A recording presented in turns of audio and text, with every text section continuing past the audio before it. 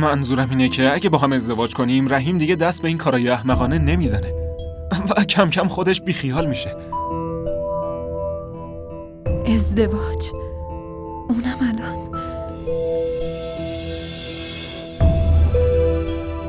نه اسکندر، ما هر دومون قبول کردیم که الان شرایط ازدواجو نداریم.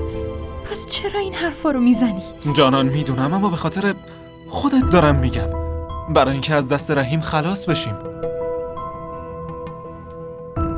ببین جانان، باید به خدا توکل کنیم. شاید اونجوری اوضاعمون بهتر بشه. جانان اینطوری از ترس همسایه ها و رحیم راحت میشیم و زندگی مشترکمون آرامش پیدا میکنه.